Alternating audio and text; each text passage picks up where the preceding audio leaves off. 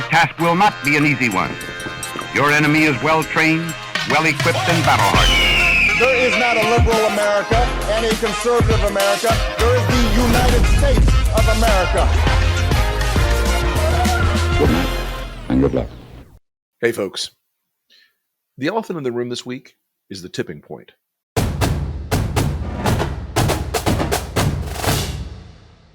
I think for a lot of folks, they realized this week, at long last, that the administration currently holding the White House is lawless, reckless, and escalating in its lawlessness and recklessness.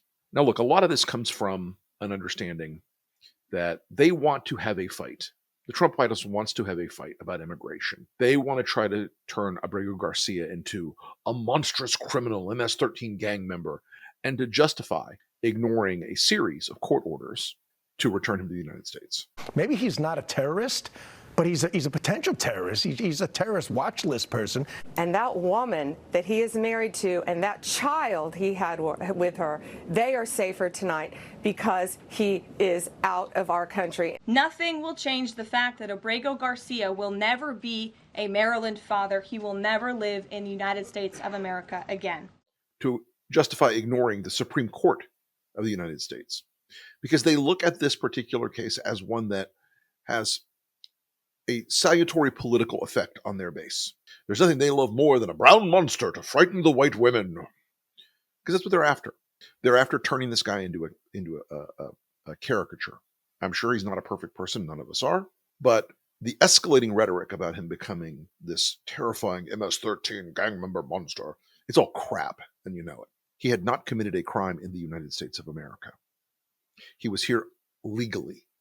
This fight, this escalation of sending first people they declared were illegals to CICOT in the El Salvador prison gulag system is accelerating. You've got Trump saying, oh, well, maybe the people protesting Tesla should be sent to El Salvador. If you don't understand that what's going to happen next is critics of Trump they'll justify sending critics of Trump to El Salvador, to the prison. He asked Bukele this week, the El Salvadorian dictator, who proudly calls himself a dictator, by the by, to open 5 more CICOTs. They do not plan to simply send illegal and legal immigrants to CICOT. They are now talking about sending American citizens to CICOT. Carolyn Levitt and Pam Bondi have both said they're trying to find ways to legally send American citizens to CICOT. You're referring to the president's idea for American citizens to potentially be deported. The president has said if it's legal, right? If there is a legal pathway to do that, he's not sure. We are not sure if there is. It's an idea that he has simply floated and has discussed very publicly as in the effort of transparency. Now, the president was musing about sending some of the most horrible people in this country down to that mega prison. Is that legal to do? Is that something you're allowed to do?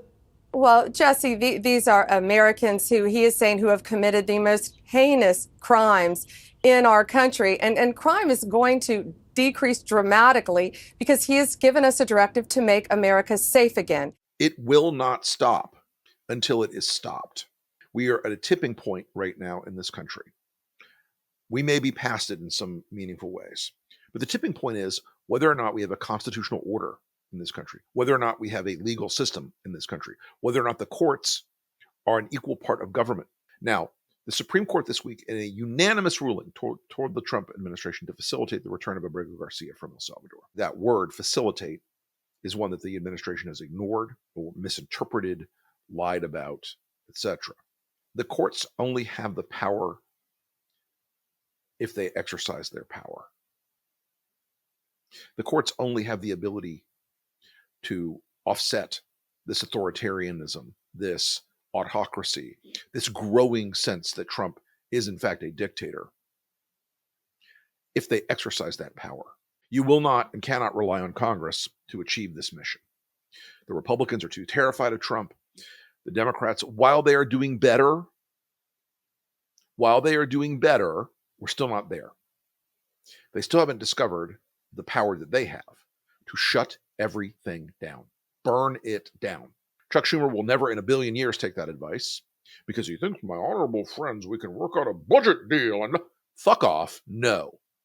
Shut it down. I'm going to say this until you fucking listen.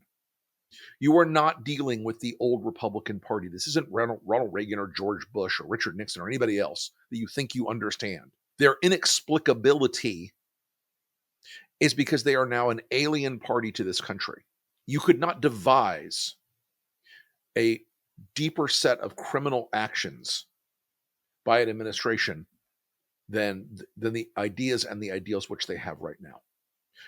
Keep an eye on a guy named Ed Martin. Ed Martin is currently the U.S. Attorney for the District of Columbia, and he's up for a permanent appointment in that position. CNN, Andrew Kaczynski, and CNN, their team has discovered not only when he came up for this appointment with the Senate did he forget to mention thousands of hours of podcasts that he had done and hundreds of appearances on Russian state-sponsored media that he had done. Just forgot. It's the sort of thing one could forget easily doing thousands of hours of podcasting.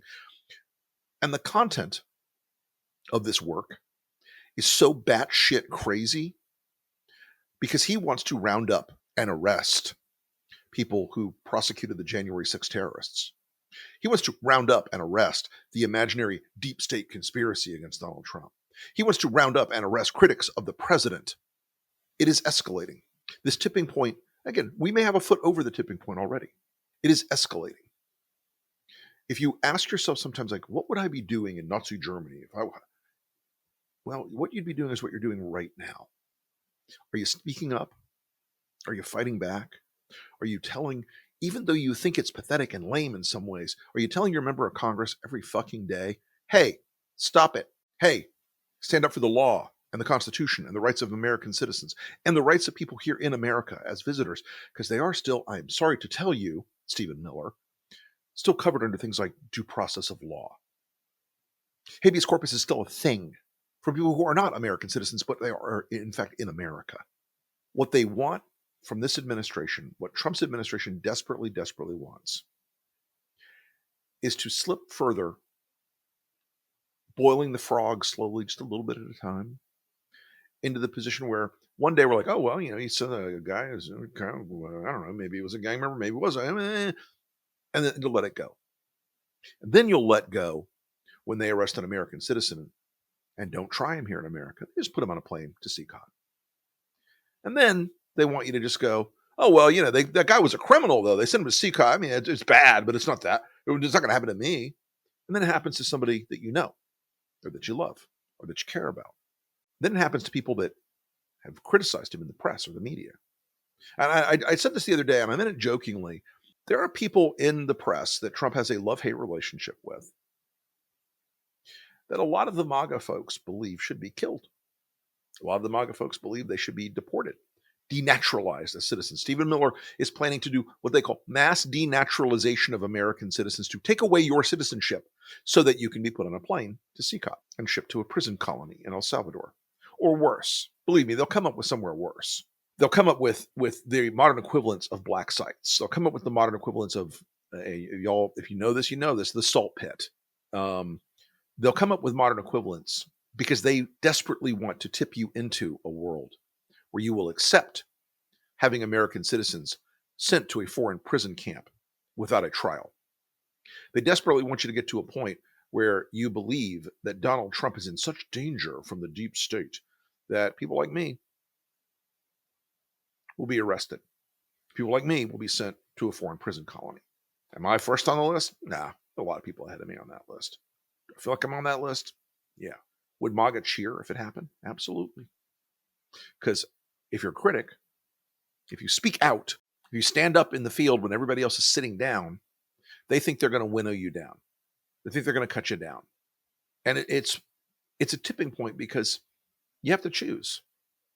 And I've had well-meaning friends the last, 6 or 7 weeks say, man, we're trying to make it less crazy. It's not going to be that bad, but everybody's got to lower the rhetoric. You've got to calm down on the criticism of Trump. No, I will never. You should never. The tipping point that's most important is the one inside of you. The tipping point it's most important in this accelerating, dangerous moment is not the one in society. It's the one inside of you. And it's, do you choose in this moment, at this time, on this day, to say that you will never back down to this. You will never stop fighting this. You will never give in to this. It is the hardest decision you will make because it will fuck up your life in 1,000 ways. And believe me, I have a blessed life. I have love in my life that I can't express to you how good it is and how heartening it is. But it is also a constant torture by these fucking assholes. They want to make your life suck. They want you to be afraid. You have to resist it and defy it every day. And it's not just about people like me who are public facing and out there every day. It's about people like you. And it takes millions of people like us to be in this fight, to resist this slide into authoritarianism. He is going to do this, guys, until he is stopped. And I don't know what stops him yet. Whether it's the collapse of the economy, which he's doing a great job, heck of a job, Donnie, a great job on. It's collapsing the economy at a pace that's astounding. I don't know if it's going to be the courts finally putting the brakes on and putting some of these motherfuckers who are defying court orders in jail for contempt. I don't know if it's going to be the business community finally understanding that they made a deal with the devil, and the devil always cheats in the deal. I don't know if it's going to be the big law folks who agreed to do $1 billion worth of free legal work for Trump finally saying, oh, we made a deal with the devil. We're out of this deal. We're not doing it. Fuck you. Take away our security clearances. Whatever. I don't know if it's going to be Americans taking to the streets in millions and millions of folks. This tipping point that they want to push you over is to break you individually, to break your spirit, to break your will to resist, and to break your character as an American. And that really is the biggest part of this escalation. Trump wants Americans to rebrand themselves. He wants them to be subjects, not citizens. He wants them to be servants, not people with sovereign rights granted by God and enumerated in a constitution that has stood for 250 years. He wants you to bend a knee and knuckle the forehead and bow instead of doing what you deserve and have every right to do as an American citizen, which is to stand and to speak out and to fight back. This is not a culture war on the right that they think. This isn't about liberal universities or liberal companies or the deep state or any of their fantasy demons. This is about a group of people around Donald Trump who assertively wish to transform this country into an autocracy. They will only do it, first, if they break institutions to their will, and second, if they break humans and American citizens to their will. Institutions, a few of them, to their credit, are beginning to fight back. Harvard this week told them to fuck off. And that really is the crude and direct answer you really have to take with these people. One of the secret sauces of Trumpian authoritarianism is that they know that DC and Washington and the business community and New York's financial community and Silicon Valley, these are organizational cultures that prize a certain degree of civility and stability and predictability and bounded behavior. This is why Trump in particular hates folks like the Lincoln Project, hates folks like me and Stewart and everybody else in our circle, and a lot of the Never Trump folks, because we're not predictable machines anymore. They want less freedom in this country. They want less freedom of action, freedom of thought, freedom of speech in this country. They're going to work at it every day. They're going to try to grind you down every day. Become ungovernable. Be unpredictable. Never, ever, ever think that they can shove you into the boxcar. You should always believe that you have some strength in you that goes beyond this autocratic torture that they're trying to impose on America. You should always believe that you have a strength that goes beyond their ability to arrest enough people, to shut enough mouths, to suppress enough thought and speech. This country was built on great work after great work after great work. Those great works were always hard. We have fought for generations to bend the proverbial arc of history in the right direction in this country. They are trying to shove it in the wrong direction. When slavery was an essential part of the South's economy, it didn't make it not evil. It was evil. It was a universal evil. And over 600,000 Americans gave their lives to defeat it. That work was a great work, but it was not a complete work. It had to go on and on and on. Still going on today. 100 years after the Civil War ended, we were still fighting about civil rights. Women did not have the right to vote in this country until the beginning of the 20th century. We have worked in this country to defeat fascism, to defeat communism, to defeat the flaws of chattel slavery in our original Constitution. We have worked in this country to defeat and to do great things. And we have done great things as a country. All of that is anathema to them. They want to turn this country back not 100 years, but 250 years. They want to restore Donald Trump as a king. They want to restore Donald Trump and his administration as a royal monarchical system, post-republic, post-democracy, post-America. They're shoving it as hard as they can. It's important that you never for a moment accept that. It's important that for never a moment that you wake up and go, yeah, today's the day I'm okay with Donald Trump being addressed as my lord, or his sons, Uday and Qusay, treated as princes. It's important that you fight this till the last dog dies, as we say down south, because it's going to require a lot of courage in the coming weeks and months. It's going to require a lot of strength. It's going to require being loud, being public, being open, being right in their face every day. The people around Trump increasingly are criminals. And I say that without a blink of an eye. Tom Homan is a kidnapper and a human trafficker. Kristi Noem is a kidnapper and a human trafficker. The people that are dragging American citizens and people here legally to a fucking El Salvadorian death camp are criminals. The people flying those planes are criminals. The people around Donald Trump giving him the legal advice who know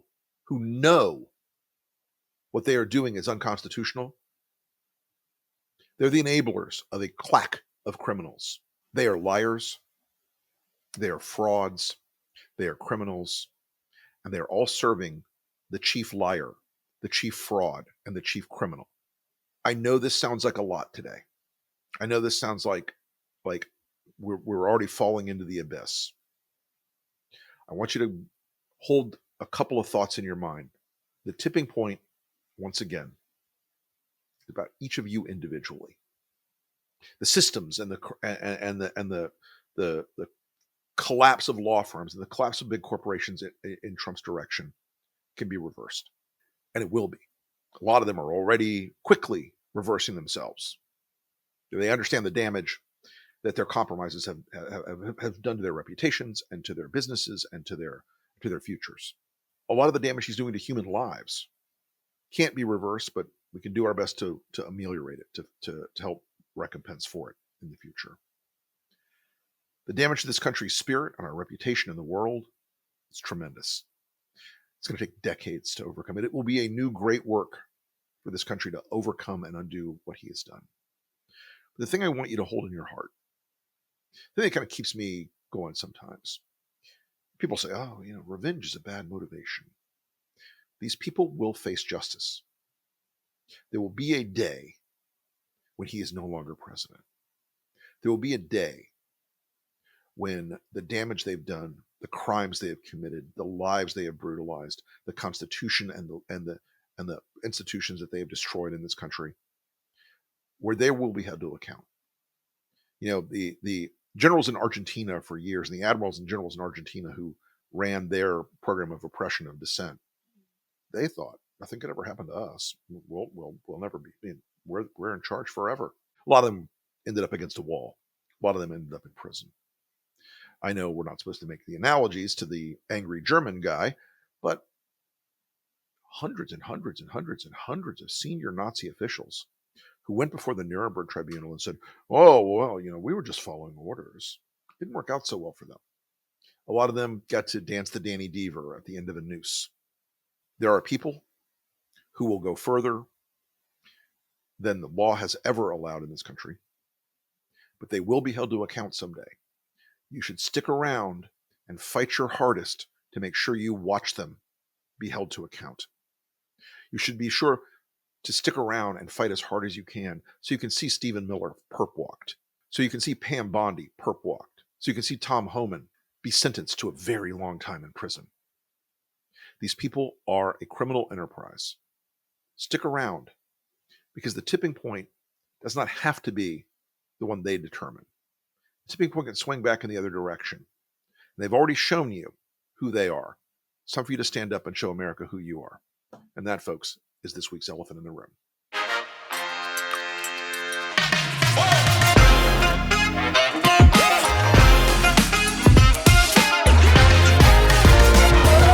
Good night and good luck.